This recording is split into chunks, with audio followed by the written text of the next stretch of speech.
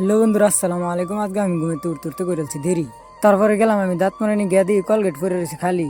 বোতল আসিন কিনা চাই আর চাইলে আমি দাঁত মারানি যাই। চাইলে এই যে গসাতেছি দাঁত তো আর সাফও না ভাই। দাঁত সাফ হইলে হইব, না হইলে নাই। এইভাবে মুখ দিয়ে লাই আর তাড়াতাড়ি কিছু খাইবার যাই। বন্ধুরা আজকে চা খেতাম না, একটা সালাদ বানাই খাইম। গাজর, টমেটো, কবি লইছি, লয়ে এটা বলতে বলতে কইরা কটা কাঁচামরিচ আর পেঁয়াজ আর লবণ দেয় রে এটার মা সুন্দর করে বানাইছি আর বানায় আমি এটার খাইতেছি। অনেক মজা হয়েছে বন্ধুরা, বিশ্বাস না হইলে আইনের বাইত বানায় খান যেন দেখবেন যেন বহুত মজা হয়েছে। খাওয়ার পরে বন্ধুরা আইন আমরা টমটম রুটি সাবা করি, তো আমি সাবা করি আইনের দেখুন। গাড়ি লিয়ে বাড়ির আগে বন্ধুরা দেখুন, এই যে আমি ডাল কেটে লাগাইছিলাম ফুল গাছের চারা, সবটি যেতে গেছে। কেউ দিন চারা লাগে বন্ধুরা নিবা নেয়।